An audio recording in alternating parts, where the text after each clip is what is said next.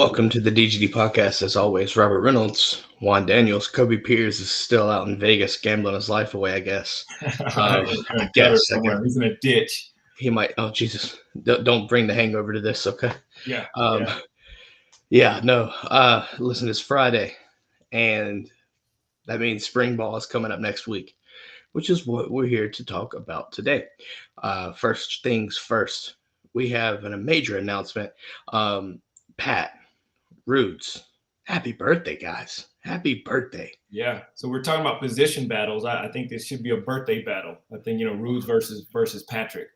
Who's going to be the better birthday boy today? I rhyme and I reap, I reap and I rhyme. Yeah. That's what we're gonna have a rap battle. Dylan. Now, with that being said, there obviously we said spring ball starts next week. I think the 14th, if I'm not mistaken. I'm pumped. I'm pumped. We've talked about it for a couple months now. Just ready to see some competition, right? I mean, the guys are on spring break, and if you follow some players on social media, you can see they're prepping in their off time, and to me that just screams they know what's at hand, and I think they want. I think they want to do everything they can to get that three-peat. What do you think about that one? Yeah, I mean, champions don't take a day off. They just don't. I mean, in order for them to be great, you have to be great all the time, not just when it during your time period. I mean, the same thing. I mean, think about it. You look at Georgia's being champions, and they don't take days off. But you look at people like Dan Mullen, who takes time off, from recruiting, and look where he is. He's an analyst right now. Florida Gator garbage, as Patrick would say. That's what obviously, listen, there's some key position battles that obviously I think everybody's aware of, right? Starting with the quarterback. And what better way to do it than let's start there.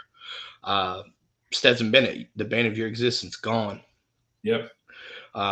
He's going to get drafted, by the way, Juan. You know this. This. Yeah. You know that. Old XFL. Yeah. He'll be good in the XFL. Nah, he'll get drafted in the NFL. Stop playing. You just don't. I know why. I know why you don't want you wishing for his downfall right now. That's sad. Stetson Bennett. Stop playing. But no Stetson Bennett, which means you've got Carson Beck, you've got Brock Vandegrift, and you've got Gunnar Stockton. And honestly, the fan base is kind of torn, Juan. I mean, for me, I'm going to go out and make it right now. I like all three guys, but I'm a Carson Beck guy. I saw stuff last year that makes me feel comfortable that given a full offseason as the guy, if that's the case, he can come in and do things that, well, for one, you won't see much of a drop-off. I mean, he doesn't have a lot of big game experience, but last year was a key indicator, right? Todd Monken lets him operate the offense. And at 6'4", 220, 230, somewhere on there now? That's the body that you need for a quarterback, right? Yeah. I mean, that's the one thing that people gave shit about Stetson was, right, the body size, right? 5'11", right? 200 pounds. Like, how's that going to hold up? Now you got a guy that's possibly, 6'4", 230 with a fucking cannon for an arm. Yeah. Can make the throws. And that's he fits the mold of those old, Bobo quarterbacks. You look at the Aaron Murrays and the David Greens and those guys that were, those bigger guys that can just straight out just throw the football. I just think that bodes well for him. I'm like you. I'm a huge Carson Beck fan. What I love about Carson Beck and what I'm big on is if you're a quarterback is the humility part. And for last year where or the year before during that national championship run, everybody thought coming out of the spring, it was going to be JT Daniels and then it was going to be Carson Beck. And the fact that, JT Daniels goes down, you're thinking that Carson Beck is going to be the one that's going to step up next. He did not get that opportunity for whatever reason. And yet I've never heard a single negative thing from Carson Beck about not getting his opportunity for 2 years. And so here we are. The humility part, the fact that, he could have probably gone somewhere in the SEC and been a starter and probably been very effective. He does not. He stays. He's humble. I absolutely am a huge huge Carson Beck fan. I'm not necessarily saying that. Like, I mean, I am too. The fact that he's stuck around 3 years, right? Um, and the perseverance for one, the willingness to stick it out, right? If you look at 2021, right, going into the UAB game, has a bad week of practice. Kirby named Stetson the starter. He didn't bitch, he didn't moan, he didn't cry, didn't pout, didn't transfer. He stuck it out, waiting his turn, and now it's his time to shine. At least given the opportunity, right, to earn this or to lose the starting job. I think that's the case with these senior guys. You're given ample opportunity not to fuck the job, lose it. You know what I mean? Yeah, yeah. But listen, I know we've talked a lot about Beck, but he's got some guys that are gunning for him. And Brock Vandegrift, Gunnar Stockton are two guys that I know you're familiar with. The state of Georgia, obviously, I remember watching the Prince Ave and Raven County game, and that was an exciting game. I'll just put it that way. I'm not going to try to make an analogy for it. That was a fun game to watch. You look at, and they, both of them bring different styles of play too. Like, that's another thing with this quarterback situation. They are three styles of play, really, right? You look at Carson Beck, that, more of a pro style guy, right? Prototypical pocket passer. Now he's athletic, but I think he's the least athletic of the three. Yeah. And that's not discrediting him, because he can still move if he needs to. But when you compare that to Brock Vandegrift, listen, Brock Vandegrift can move. I don't know if people paid attention to that, but he can move. He might not be breakaway SEC speed. He can move. And, when you look at, Gunnar Stockton in high school, dude was just a bully ball, fuck you type, come at me. Like, I'll come at you instead. Like, don't come at me, I'll come at you. Stop me. You know what I mean? Very bully ball type runner. But both can sling the rock too. And that's something I'm excited for, because all three of these guys, and this is not a knock on Stetson, and we saw what Stetson did at the combine, but I think all three of these guys have a better arm talent than him. Oh, hands down. No ifs, ands, or buts about it. And first off, what's up, Star Wars dog? They do. They have great arm talent. Physically, they are really, really good quarterbacks. A lot of people make a huge big deal about the last couple of years, and from a quarterback standpoint, but it's truly a plug and play. I really feel like that Monken could have plugged any one of these quarterbacks in there, and they still would have had the success that they've had the past 2 years. I truly believe that. I think it's another thing, right? Like, getting these guys to stay, right? Like, that's a big thing. I think that people have to look at this competition. With this quarterback competition, I expect it to be fair, open competition, like a legitimately open competition. And the reason why I say that is because you have to play chess here. I'd say three elite quarterbacks. Juan, would you back me up on that? Oh, no ifs, ands, or buts about it. Yeah. Three definite elite quarterbacks. Keep them on roster. That's why you start to see this chess match come out. I don't see a starter technically being called until that portal window closes. Calling that now. Yeah. And I truly feel like all three of these guys could go somewhere else in the SEC and play. Now, to one point, though, Juan, all three of these guys love Georgia. Yep. That's enough. Well, I wouldn't say all three of them. I would say one of them, truly. That's Gunnar. That's Gunnar. No, that's not Gunnar. You talk about Beck. It's Beck, yeah, because Gunnar originally was committed to South Carolina. Yeah. And then Muschamp got fired. And then Vandegrift was originally committed to Oklahoma. Mm-hmm.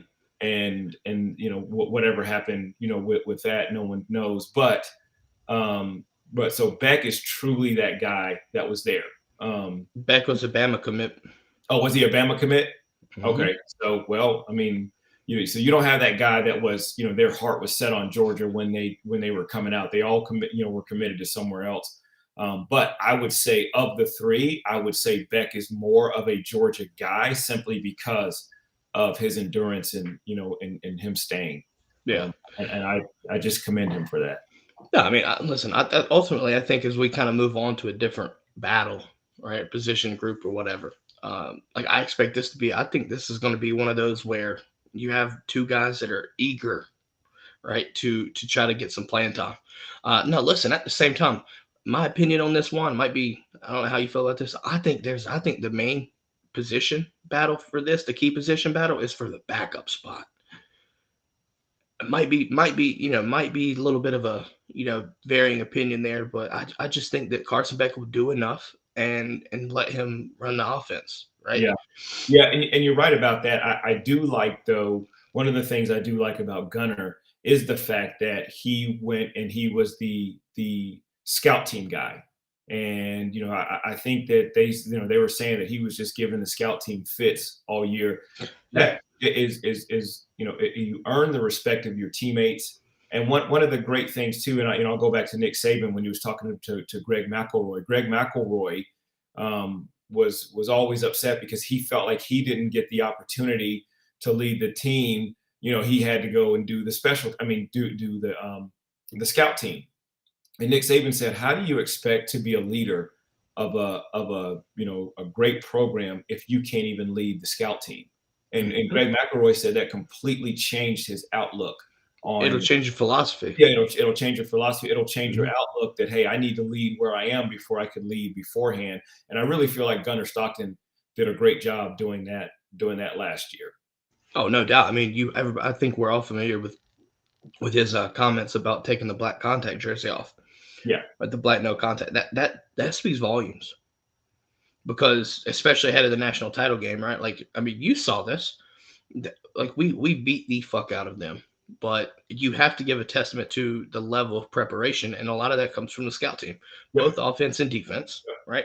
Both offense and defense. And the fact that Gunner Stockton's willing to do that, what does that mean when he's ready to start? Like, when he's ready for an actual, vying for a starting gig, right? That speaks volumes to me. And especially, I know that from a coach's perspective, I would assume that speaks volumes too with mentality, evaluation and stuff. Oh, for sure. Absolutely.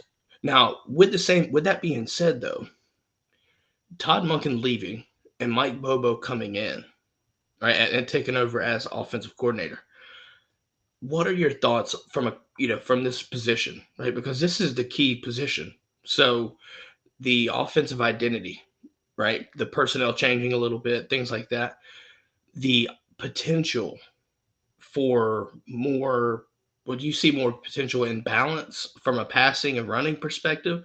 Do you see more, aerial attack? What are your thoughts on that from Bobo now that he's taken over the offensive coordinator position? And what does it mean for the quarterbacks? Well, I mean, what it means for the quarterbacks is everybody has an equal opportunity. So Gunner's been there for a year.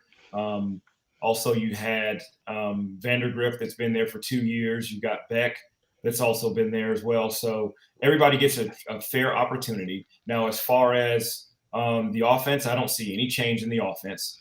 I don't see anything that's going to be different because that's what Bobo said, is that they're going to have the same offense. I really feel like in order to be successful like they have been, is you're basically just going to have to stay the course. And I think Kirby's going to be really, really, really big into, hey, let's stay the course. Let's, continue to play within the offense. Let's, stick to the script. And it's not broke, so you don't need to fix it.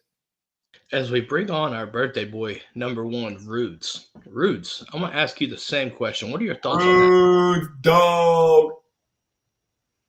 I'm kind of sad my video's not working right now because, Christmas hat on, because I knew I was going to be with Santa, Wanta Claus. And listen, he celebrates the birth of Pat and Roots. Had to make sure. I sure one time, please, what was the question again? No, so now that Todd Monken has gone to the NFL and you bring in Mike Bobo as offensive coordinator, what does that mean for the quarterbacks ahead of spring practice? For spring practice, I mean, I think obviously the biggest thing is what change you have to worry about. We keep talking about or hearing that it's not going to change, but the truth is that Bobo's a different OC. We've already run over the past, but I think some people are worse strengths. If we look at what I can't remember the OC from Minnesota, he emphasized the run. took less responsibility on the QB passes. Just, hey, let the guy running backs run, do their damage, hit the play action you need. So I think it's going to take a little responsibility off the QBs and give them a lot. Going to be a benefit, in my opinion.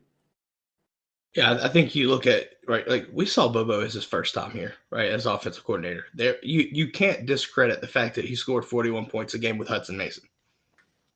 Exactly. Now, with that being said, I expect us to see some of the same things that we saw with Todd Monken. So that blend, right, the blend of Todd Monken, some of these things sticking around, concepts, verbiage, right, mix it in with some of the flash and things like that Bobo's familiar with. I am super excited to see how this offense runs. I'm just going to leave that there.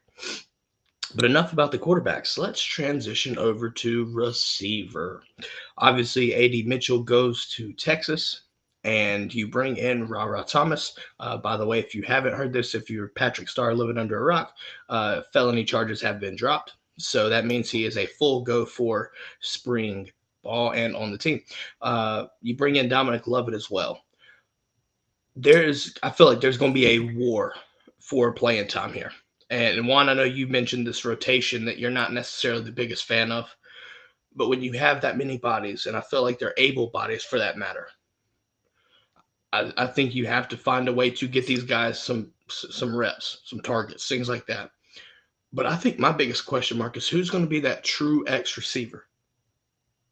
You've got Lad McConkey as a flanker. You've got Arian Smith with top end speed. Anthony Evans, Yazeed Haynes have that kind of just blazing fast speed. Who's going to be that true X? Juan, I want to ask you that. Who do you think has the potential to be the true X? I would say Ra Thomas for sure. I mean, he's a dog.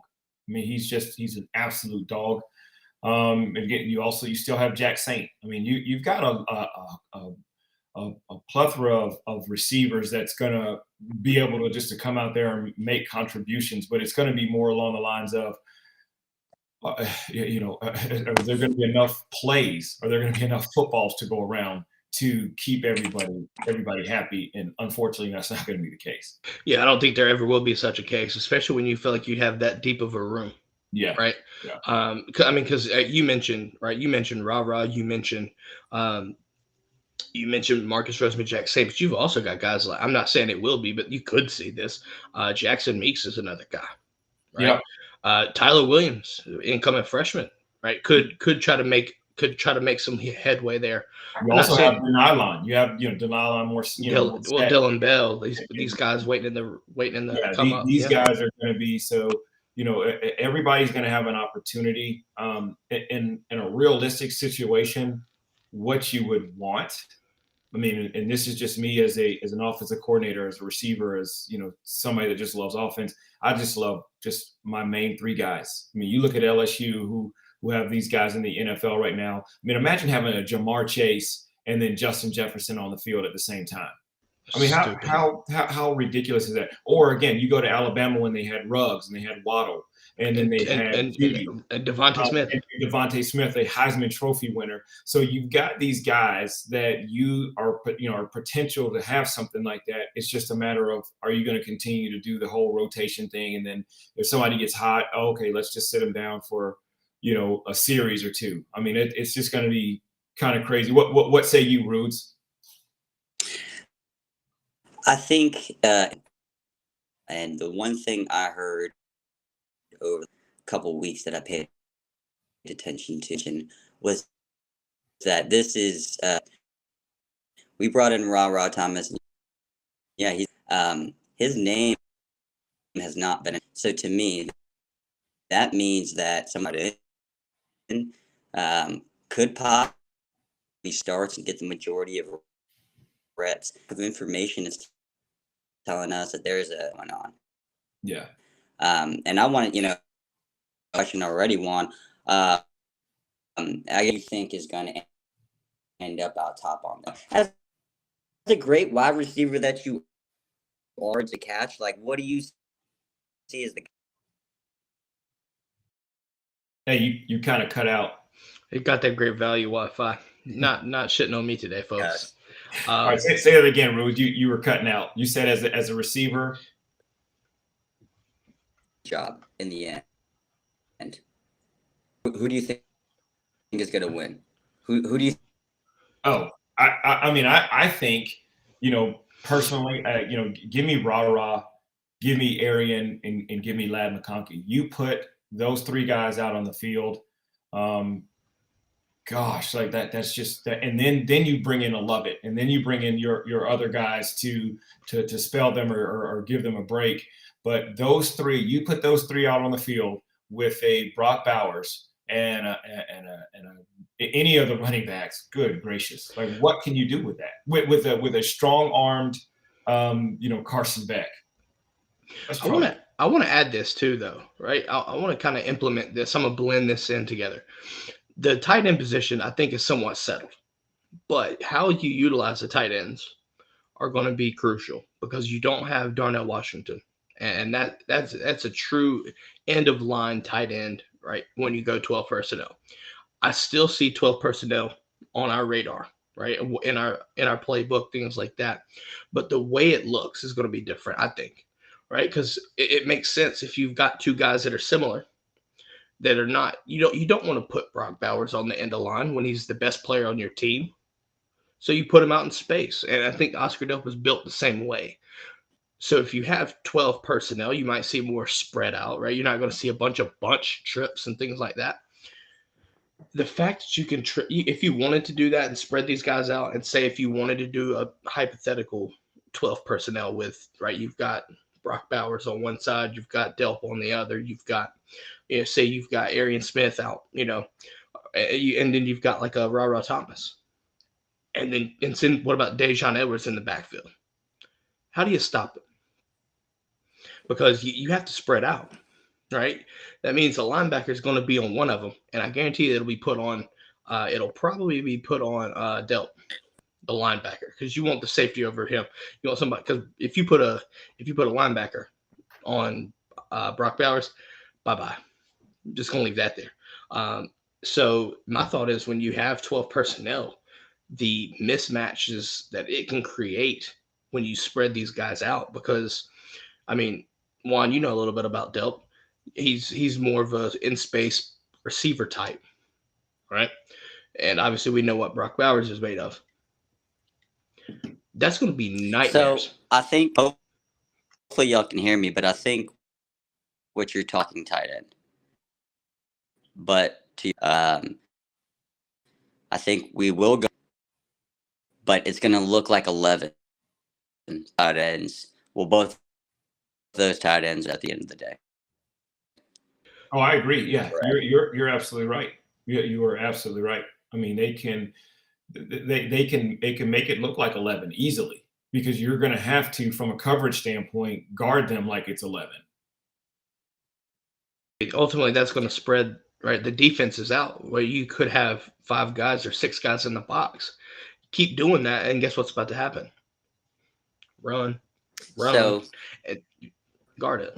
This kind of reminds me of he intended with a read, make him a wide receiver all day. So this plan for a while, and it's just finally come because of the personnel.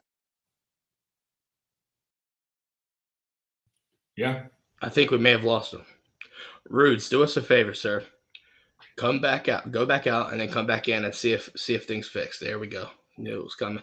But no, I think I think the potential for, I mean, if you really think about it, you can go any kind of way. If you want to put, just imagine what if you put Anthony Evans and Arian Smith at the same time? How are you going to do that? I'm just saying what if. I'm not saying it will happen, but what if you had Arian Smith and Anthony Evans potentially on the field just blazing speed, and then like a guy like, say, Ladd McConkey underneath and just run routes, like just take the top off. But again, I think this comes back to arm talent. Don't underestimate the fact that Carson Beck or Gunnar Stockton or Brock Vandagriff can all hit spots on the field that Stetson Bennett can't comfortably. Well, and I'm going to tell you what, Carson Beck has that gunslinger arm like Matthew Stafford. Yeah. I mean, he can just flat out throw the football to the point to where, again, look at who Pickens decided to use, for his pro day. I mean, he's telling that good. He's that polished. And also too, don't think for a second that Carson Beck is not on these NFL guys' radar. Oh, no doubt. With this, how good as he's done. So again, you've got weapons galore. So from what Bobo had when he was here before, he's got, tenfold with the running back situation, with the quarterback situation, with the receivers and the tight ends. I mean, it's just an embarrassment of riches as far as what he has. So he's going to be able to do so much, and it's just going to be criminal. Well, I feel like Carson Beck is the epitome of a Rihanna song. Work, work, work, work, work. All he does is work, man. Like when you take a look at the spring break, he goes down to Jacksonville and trains, and he goes, and all he's doing is off time is training and getting better. And that's why I think if Carson Beck is the guy, I think Georgia's in great hands, in great shape too. Yeah. I just, again, for me, if you're going to be a leader of a football team, like a real leader, you have to be a servant leader, and you have to have that humility piece. And he's bided his time, and he's let his guys know right now, hey, I didn't get my opportunity when I felt like I probably should have, but I'm here. I'm a Georgia guy. I love you guys. Let's roll. And I can promise you, the way that the team is going to be, the way that they're gonna follow him, I just think it's going to be outstanding. Oh yeah, no doubt. Now I do want to kind of make over. We've talked about skill position. Let's talk about the big nasties, right? Oh my God, is this what I think it is? Oh, my man, Ruth, what's going on, birthday boy? Hopefully the Wi-Fi is better now, guys. It seems to be. Sure. I was like, it seems to be. I'm overcoming to them dogs. Now we're elite, folks. Now we are elite. My man. He comes in just in time. You made my day, man. You have made my day. Oh, is this what I think it is? One. You always make my boy. Look, you gonna get me in trouble, Robert. JOGG got a gas bill. Nah, you're fine. It's your birthday. Anything goes. Yes, sir. Let's talk about the big nasties, folks. Obviously with Devin Willock passing, right? I think that kind of opens up a hole in the guard spots. But I don't think the guard spots are the question here. I think it's the replacing the tackles. Now, with that being said, I think you look at Amarius Mims as being the guy. Now, my question is whether he goes to right tackle or left tackle, because you have Broderick Jones, which is an absolute freak. So in that case, right, there's no reason for him to come out of left tackle, right? Warren McClendon, give him a break. You sit there, put Amarius Mims at right tackle, go from there. But you look at guys, who are some guys that I think you need to be watching out for outside of Amarius Mims for that other tackle spot? Go ahead, Juan. You got it. I'd love to hear what you got. Okay. This one I've heard name I've heard right now is Ernest Green. He might be one of the most gifted tackles that we've had in a long time. But if you look at the skill sets, the ceilings and the floor of the skill sets of the guys we've got right now, it's hard to move out someone who's performing, a junior or a senior who's performing for someone who's performing at maybe a 75 right now, but possibly can be a 90. I mean, if you look at the statistics, it's just, production. But I think Ernest Green, he got hurt a little bit earlier or had some surgery. I can't remember. But I'm hearing a lot of good. He's got great hands, really strong, got a solid punch, and could be a candidate for. It's funny because I was actually under the other assumption that I think guard's going to be, of course, right, losing Warren McClendon and guys like that. I think Ernest Green's going to be that guy, in my opinion. But you look at guys like Monroe Freeling, right? I think even as a true freshman, that he's got some growth to hit, but I do think that you're going to see him ultimately get in for some rotation. I think he will. But I guess if obviously the tackle spots are, I think, the most important. But I do want to bring in the guard situation because there is a plethora of guards with only 2 spots to fill. And it's basically sold up pretty much, I think. Tate Ratledge is one of them, and I think you look at Xavier Truss. Now, the reason why I said Devin Willock is because I thought Devin Willock was leading into being the starter coming into the season before everything happened, tragically. But you look at Xavier Truss, but you've got a couple other guys, Dylan Fairchild, Michael Morris, and both of those guys, I think you're going to see a huge battle there for that last guard spot. Yeah. Listen. Don't count out Bobo. Don't count out, Griffin Scroggs. Like, those guys are going to be some guys that are going to try to at least make it, make a run for it. And I would, look at Griffin Scroggs as maybe doing some center as well. Mm-hmm. So that was where he was at Grayson. So like I said, we've got an embarrassment of riches when it comes to linemen. I mean, it's a great problem to have. I think any quarterback in the country would want that line in front of them. Heck, they would take the backups if they could. I mean, that's just, that's just how good they are. I think another name that you're gonna hear, back when we had Pittman, the rotation of the O-line, Army knives, and getting reps, but able to fill in wherever they needed. That's what I'm hearing. He's an effort guy that comes in, and he might not be the best at every position. SVP, not sure who's going to be behind him, the situation at guard. Blasky might be one of those guys that comes in, gets a few reps, and if he's not your starter, then quality pretty high or pretty high floor, and he's at least going to. Yeah, I mean, I don't have any issues with this offensive line. I do think, it's a good problem to have. I really do. The reason why I say that is when you look at, like I said, Michael Morris and Dylan Fairchild, both of those guys are going to play in the NFL, and then you've got Blasky as well that can play about any spot on the line, right? It's a good problem to have, but let's be honest. The main topic, and it should be this way, rightfully so, Cedric Van Pran coming back, because that, I mean, listen, that is crucial for this upcoming season. Yeah. Hey, my question is, Thomas Tyson sent out a happy birthday, Rudy boy, and then Mr. Adams posts, happy birthday, my boy. I tell you what, Rudes, I mean, you're not just obviously beloved in the brigade, man, but you just seem like you're a guy that's just loved, man. And again, you've seriously made my day by jumping on this. When I saw the pop up, I was like, I don't know who this is going to be coming in there, man. But just the fact that it was my boy Rudes, I absolutely love it, man. This is fantastic. Hashtag the Pope approves of that, by the way. If you know, you know. About to say, Thomas, our local Discord Pope, I appreciate you guys. And, for thinking about me, taking time. Juan, I mean, like I said, man, you and Robert, every Monday and Wednesday, jump in here with the brigade. It's weird when you get to find friends on the internet, man. Yeah, you're right. It's hard. I think we just got a birthday. I just think we just got birthday blessings from Rudes. I ain't even mad about it. Yeah, right. Not even mad about it. I'm the black. I'm gonna get to see that giggle of a goat. Look at them perfectly whites.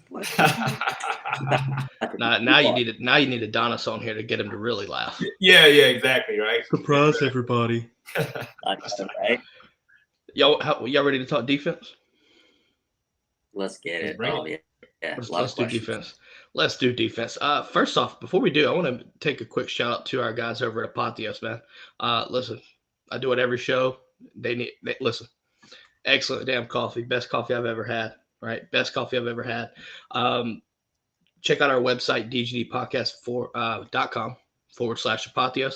Check them out. 20% of every bag that you purchase using the link here will be sent to the Classic City Collective. So keep that in mind. Drink some damn good coffee. Support the dogs. That's all sports, by the way. And shout out to her. It's JOGG approved. She loves it. That's the key. Yeah. That's the key. Yeah. That's the key. That's the key. That's the key. Oh, yeah. Real quick though, before we even get into any of this, Utah is trash. Utah is trash. There we go. We had to get that out every show. She- we have to make sure she knows She every show. she about to come in with the Doing what I can, man. Yeah. Put all I had into that last game. Juan, she's about to come in with the fury of 6 Karens. Yeah. She a furious 6. Yeah. All right, let's start with the main spot here. Replacing Jalen Carter. Not a lack of bodies that's going to be able to do it, but listen, that is a serious name to replace, right? I think Georgia's going to be able to do that. Mm-hmm. But again, Jalen Carter was different.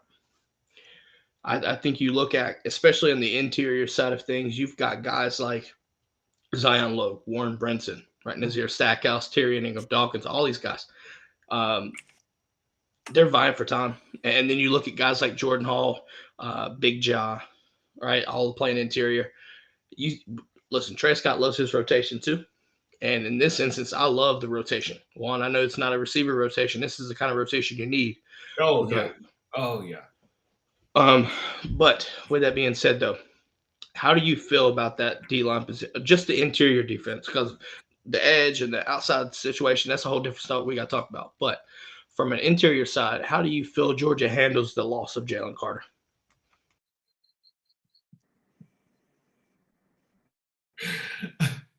I'm sorry. Joel said, "Rouge, you did Utah proud. I remember when you killed Stanford." Yeah. Chopping them down. Chopping.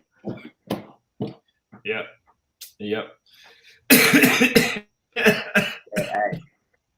See, there you go. We have a famous quarterback in our chat right now, folks. I'm just going to let y'all know. Yeah. Hold up. Production, Thomas Tyson.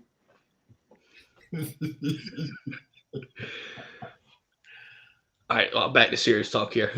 How do we handle the loss of Jalen Carter from an interior perspective? Juan, what are your thoughts on that? Man, I really feel like, those were questions when we even lost, big Jordan Davis. Who's going to be able to step up? And I just think that it's, we have a defensive lineman factory going out. So it's almost like, we go from tight end U to RBU to defensive line U interior. I'm not worried about that at all. And just watching that national championship game, and you're seeing our freshmen go out there and make plays. You're seeing our sophomores going out there and make plays. So it's not a rebuild. It's just going to be a reload. That is scary for everyone else. Rouge, what do you think, sir? This UGA D-line roster, to make sure I get these names right. And as I was thinking, there's not really one to name. My big 79 and JC, with JC, we transitioned more to it from a missional 4-down lineman front. I was wondering how that, is going to stack up. But when I look at this list of defensive linemen, I don't think there's one. Real quick. Mikel Williams, Bear Alexander, Zion Logue, Dawkins, like Nazir Stackhouse. I mean, that right there, Warren Brinson, and that is a killer's row of defensive linemen. And shed the block and then going after the QB. You still got guys like Kristen Miller too. Didn't even get to Kristen Miller, right? Or Tramal Jefferson or Sean Washington, but we have stacked. And in my opinion, to answer my own question, what you see is they're just that we've got, and we've got a plethora right now at defensive line. So I think not all the guys or one guy stick out. If I had to call L. Williams or Baylor Alexander, I think those two are going to be the biggest solid. But you're seeing a solid, and I think this with the rotation is the theme of like we don't have one guy, but we got a bunch of guys that all contribute, and the like it's hard to stop. Well, I've seen Christian Miller live. Again, I remember where he sit there and took my son and flipped him upside down like he was just a rag doll. So, his strength and the combination of his speed and his just wanting to go kill you. Again, you just got a bunch of mean guys that put a lot of pressure on you, and they intend to do harm. And just like you said, Rude, they're shedding blocks and they're going to go get the quarterback.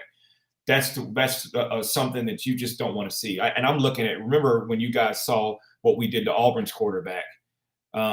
Man, oh man, he was running for his life from the time that he said hut, from the time that he got back to his dorm, he was still running. It was bad.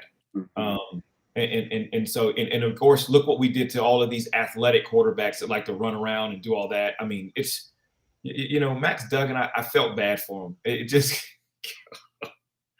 and running again, for his reloading. life. What'd you say? Yeah. Yes. Yeah, he was. Scared. And we're reloading. And again, and that's a perfect way to put it. You're talking about murderer's row, on that defensive line. That's going to be tough. I think the big thing you're seeing is the speed. Sorry, Robert. It's just, to your point, defensive tackles running down a QB, with decent level. One thing if you're getting run down by the middle linebacker, N'Kobe Dean, 4.3 speed outside linebacker. But a defensive lineman chase 300 pounds gonna smash you like a pancake. Yeah. Scary. Got him. There's a reason why Georgia's reserves were beating the fuck out of TCU's starting guys. Yeah. Like that's all I'm gonna say. Like, but when you look from an edge standpoint, this is where it gets interesting because you got Michael Williams, and I think Michael's going to make a drastic improvement, and that's saying a lot because of what he did as a freshman.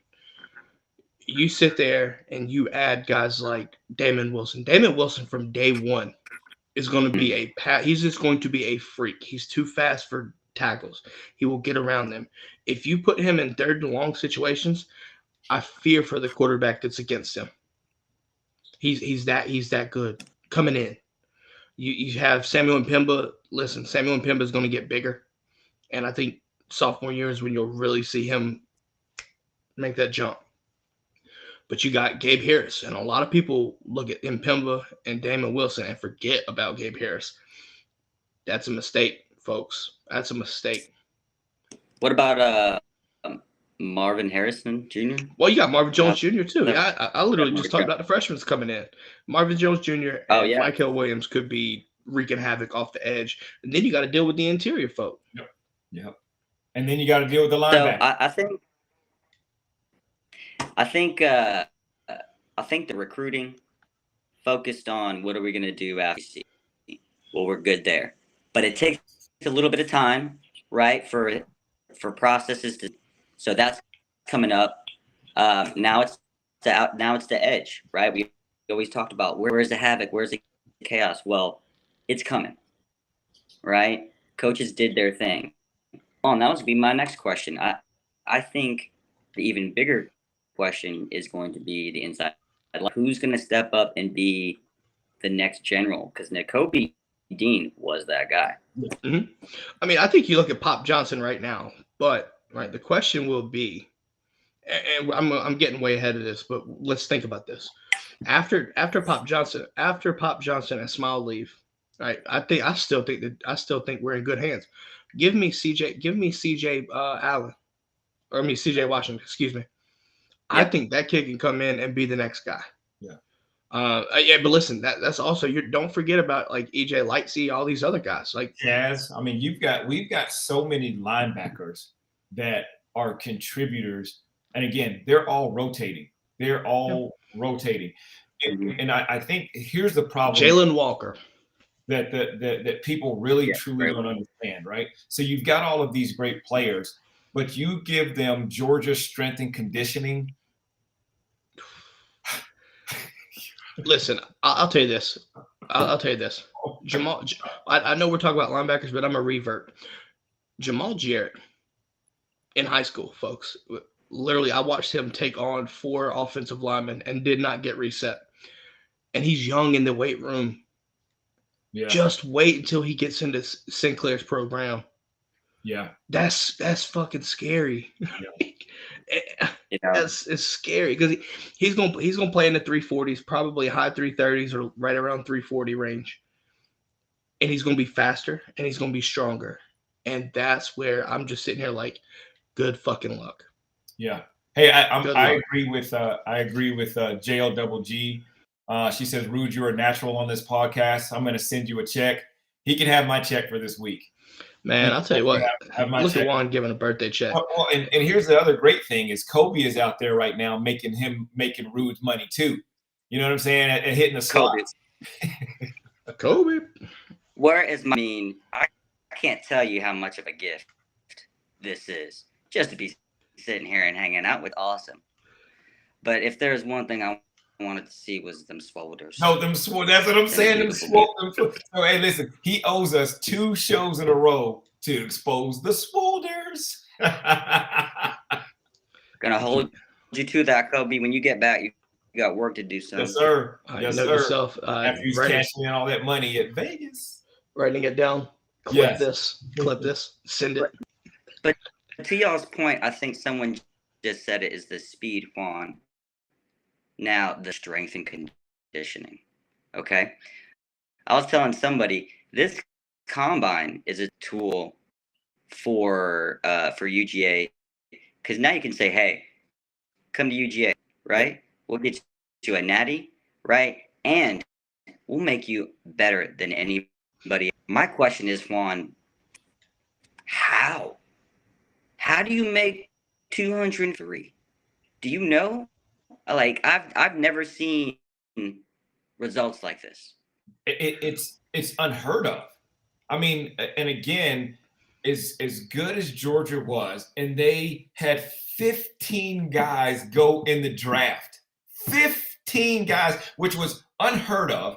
Then you come back and win another national championship. And now you're going to win a 3rd national championship.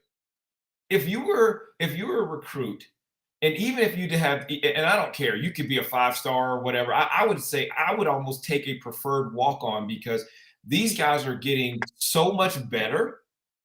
And then when they leave Georgia, and then this is one of the things that we talked about as far as the draft and these guys getting picked up, these guys are Georgia built.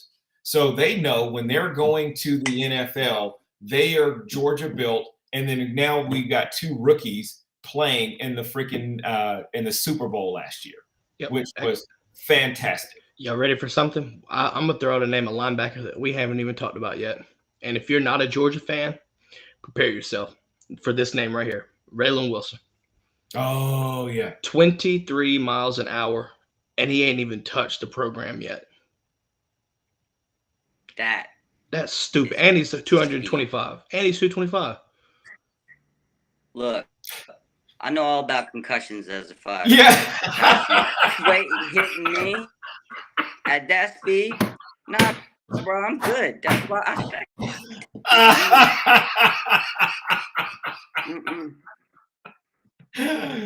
Oh man, that was great.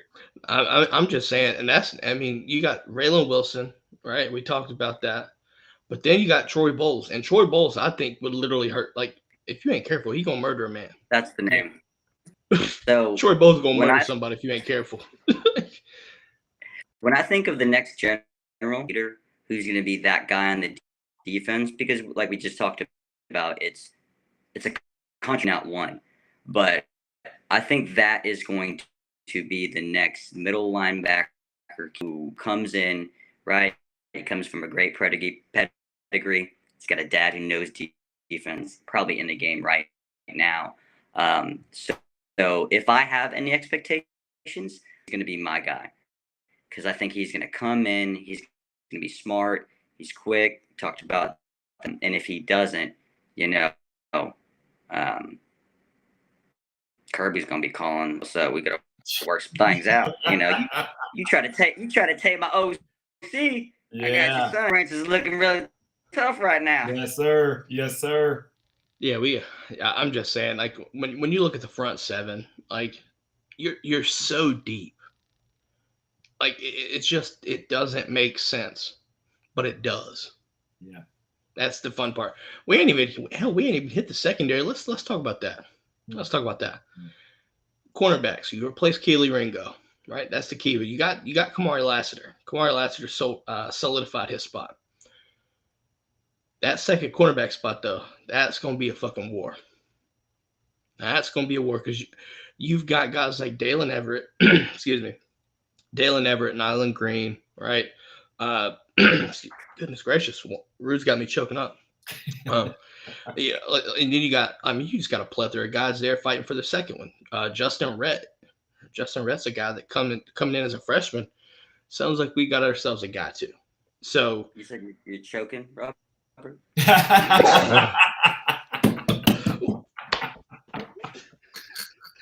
No. Can you do that again? Yeah.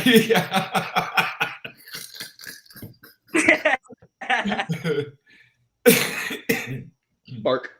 Yes, sir. Yes, sir. Oh, man. Hey, I'm telling you, you better tell Kobe, man. I mean, he's got stuff that's going to take over the Swolders thing. It's going to be what should we call it? The Rude Swirl or Oh boy. I even for Kobe today, man. I was like, I'm gonna see Kobe. I gotta look good. Yeah, right. Kobe. And he ain't even here. Well, how do y'all feel about that secondary? How do you feel about that second corner spot, though? You hit it, and the name I was gonna say was Dylan Everett. Yep, I was gonna say the same. Yep. I know we're not talking about safeties, but I could not tell you how many times I was here Malachi Starks and Dylan Everett. I think we've gotten a safety, but that corner spot, right? Yeah, we did lose Keely Ringo, but Dylan and Nyland Green. You know, Nyland came in; he was at 5-star, right?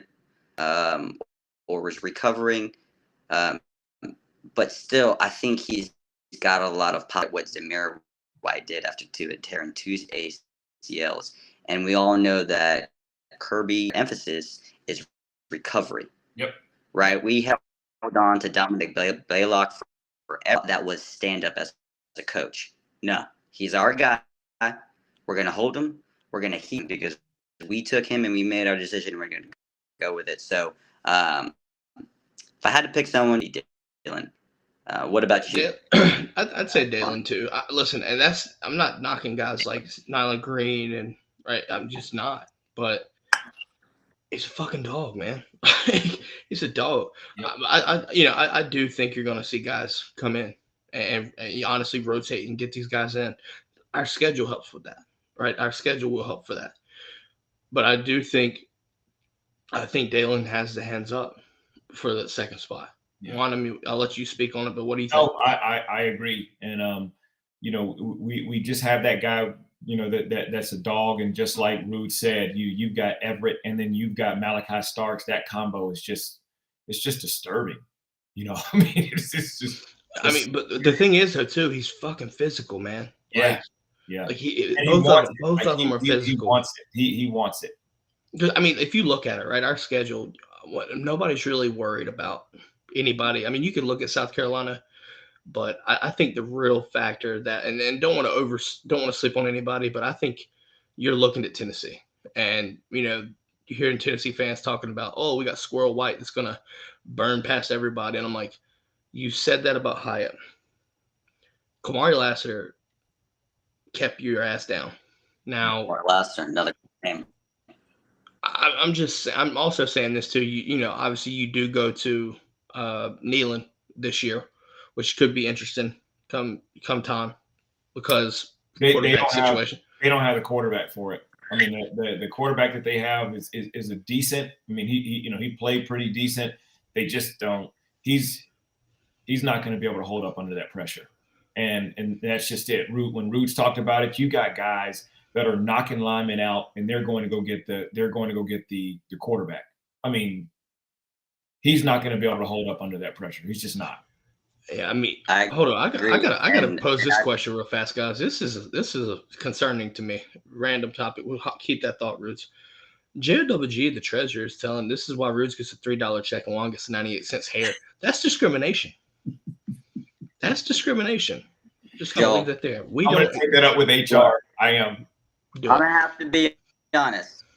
Okay, there's pros and cons to everything in life, right? But he might not have here 3 years to get what little I got right here. Okay, so he might not have it at here. All right.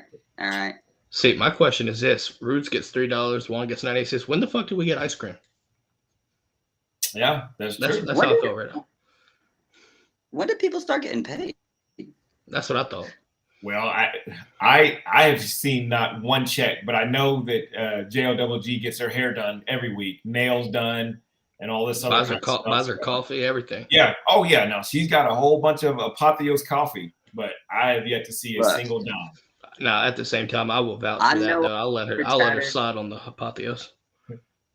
I'll have done super chatted at least twice, right? Understand that, Joe. We're gonna talk to the accounting department. We got some problems. Yeah. We just want to have a meeting. That's all. We just want to have a real quick meeting. We just want to see the books. While you bring that up, now hiring accounting position. Yeah, exactly. Let's not pay well. Nah, let's talk about. That's not well at all. Yeah. We want you to be a dog. All right, we all dogs. Yeah, dog first, and then we'll discuss everything else after. Let's talk about safety. Let's wrap this thing over on a high note because this could be the most important position battle overall.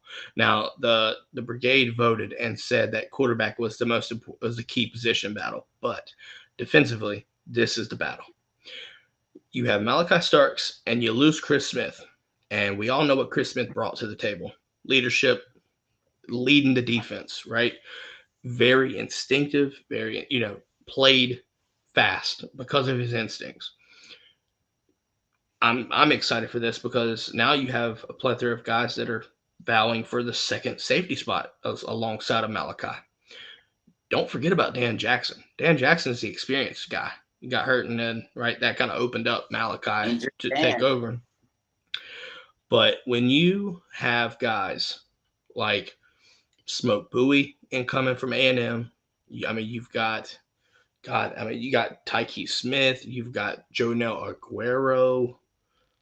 What are y'all's thoughts on this safety position battle? Because I'm curious. Turn, man. It really is. Like Tyke's got to step up, and he's one of those guys that we got from the transfer portal. It's going to be your opportunity. Now, if you want a guy that's the one that makes me a little nervous is going to be Smoke Bowie. You go to Texas A&M and you get in trouble for just silly things, man. And yeah, you're going to be a freshman, but guess what? So was Malachi Starks. Malachi Starks was a freshman, and he went out there and he played and did exactly what he was supposed to do, rules and regulations. Obviously I know Kirby's going to get him straightened up, but can you count on him? And for me, though, like I said, I would just choose Tyke Smith. It's his turn. Let's go. So you're thinking that he'll start the second safety spot? Yes. Ruse, what do you think, my man? Well, first off, what I was going to say before about the safety is one of the first plays I remember that UGA, and I said that I'm a fan after this, was watching Thomas Davis, Tennessee running back, so hard that he bounced off the turf. I'm a UGA Bulldog for the rest of my life. Oh.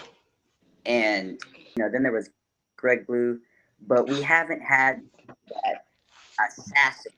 Yes. They feel that we finally have that in Malachi Starks. So can't say it because like you said, and with Smoke Bouye, that's the thing that concerns me. He handled things so far at Texas A&M through recruiting, and then now you want to come. Hey, how you carry yourself out every day in your action says a lot about yourself as a.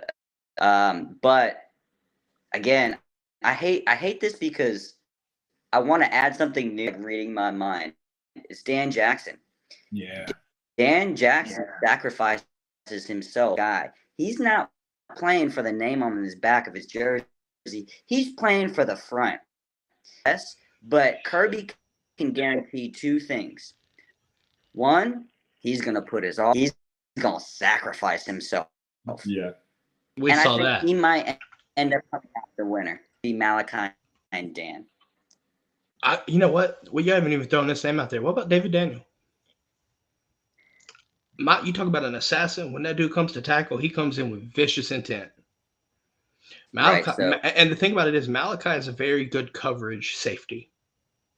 Malachi is your coverage safety. David Daniel will come in, kind of remind me of what Chris Smith done. Run support, top notch. Now, we need to see something. Obviously, it's just like replacing Jalen Carter. There's some skill sets that Chris Smith had and instincts and stuff like that. These intangibles that you don't necessarily duplicate. Well, I mean, if you look at it, Chris Smith was the one that technically won that semi game against Ohio State by putting out your boy Marvin. Oh, the Ohio State fans are coming. And You I hear don't that? care what any Ohio State fan says. He cleaned him. I mean, he absolutely punished him. So that was one of those plays that you talk about, rules like that Greg Blue or that Thomas Davis. He absolutely assassinated him, and it was beautiful. It was fantastic. And it also helped that it was against Auburn too. I was not targeting. It wasn't even close. It was not. I think we talked about it in the chat during that game. That was not. That was a good old fashioned bang bang, absolutely just crushing play. And again, if you look at things that probably won that game, it was that play because Marvin Harrison was punishing us. He really was. I mean, he had already scored 2 touchdowns. Well, that was in the first quarter, though. The second and third quarter, up until he got hurt, he was kind of quiet. It was really Ibuka running the deep over routes. Yeah, but I do feel like even if it did make an impact. I'm not saying it didn't make an impact. Yeah. Right. Because you had to account for him. Yeah. Oh, yeah. I will say this, though. We haven't even brought up the star position. And this is where I think this gets interesting because Javon Bullard has locked that up. But it wouldn't surprise me to see a guy like Smoke Bowie, maybe Tyke Smith, depending on how you look at it. You could also see these guys play the star. And Jonell Aguero might roll into that. So you have a potential to have a guy like Malachi Starks with Tyke Smith, with Javon Bullard. You have, right, Jonell Aguero at safety. You could have Jonell Aguero at star. All these fluid movements and rotation. If it's effective, that is scary because if you need a specific coverage, you have your set guys. I don't see Malachi really leaving the field unless it's for a wind break. Yeah. Just because, I mean, he's the guy. I think that's proven. Well, we brought up in my opinion, I think Javon Bullard is that guy at star. Again, because he's locked that down. He's shown it. But if we look at rotating into star and safety has been that fluid movement from a lot of guys. And so I think Joe, I'm going to butcher his name. Is that Joe guy. Aguero? Joe Aguero and David Daniel. That might be a point where Daniel come in as star and because we're so stacked at safety. And by him being an assassin, well, he can cover and then be your extra hard-hitting linebacker. Yep. I mean, I'm not mad at that either. Long gone are the days when you had Adam Anderson playing a star position out wide. If you remember that, guys, long gone are the days. Yeah. Oh yeah. But you know what though? I mean, like you said, the fluidity right between safeties and star position. Like I said, there's no question the starter for star is going to be Javon Bullard. But if he needs a break, you could go a multitude of ways, especially if things progress with Jonell or Smoke Bowie comes in and starts really grasping the defense, things like that, right? Because all these, like, you don't just transfer in to not play. You kind of doesn't make sense, does it? So you expect it. You find a way for him to get in. But is that going to be at safety? Is it going to be at star? Is it going to be a rotate? I mean, hell, you could see that safety position rotate guys in depending on the game plan. Yeah. I mean, it wouldn't surprise me because we did that so well last year. The defense was literally blended, right? It changed every week offensively as well, but the game plans changed and the defensive schemes changed. When you look at Tennessee last season, right, with Kamari and Ringo, first time in God knows I don't know how long, where the guys never flipped the field. So, I good mean, thing that I completely forgot, Robert. We're trying to name one or two guys, and we just completely forgot that Kirby rotates packages depending on the down and distance. down So distance. we're trying to name one or two. Well, there's a good chance that there's. And did you hear that Bretton Cox transferred to U Florida? Do what now? Did you hear that Bretton Cox transferred to the University of Florida? Got dismissed as well. Yeah. Hashtag Discord. Yeah. No, in all seriousness, so listen, I think this is a good situation. Rubes brought up an excellent point. We're going to wrap it up with this too.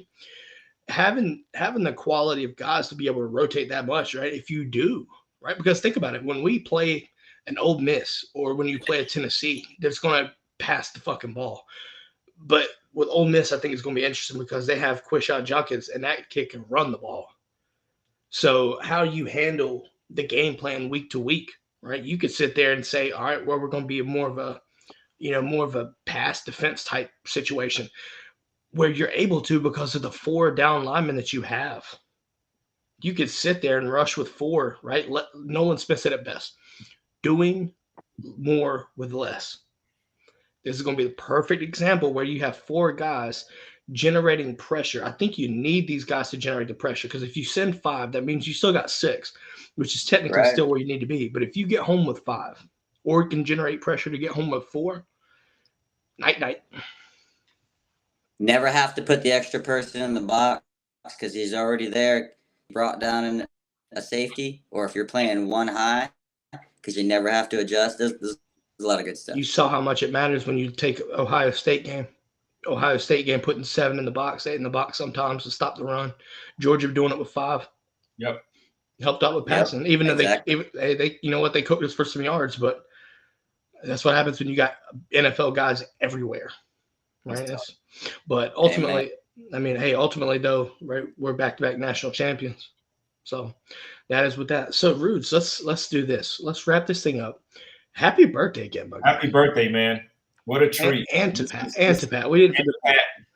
But happy birthday, Rudes. Thanks for jumping on this, man. This was fantastic, bro. Got to give a shout out to Project Pat. Bow time. Apparently it was bow time during the show, folks. Bow time. Yeah. It's rude news, but it's a Pat fact. It's Pat's birthday, and I want to make sure that I got a chance to come on, but it's the other yin to my yang, Pat. I'm trying to make the goat giggle. But guys, thank you. I was off today and just was gonna, hang out, and y'all gave me an opportunity to have so much people that I love. So thank you for just being awesome always. And today was. Yes, sir, man. This was an awesome opportunity to show you some love, man. But I even love the fact that you had your homeboys come up there and give you a shout out too, man. That's special, dude. Like I said, you are beloved, man. You are one of our favorite brigaders, and we appreciate you, man.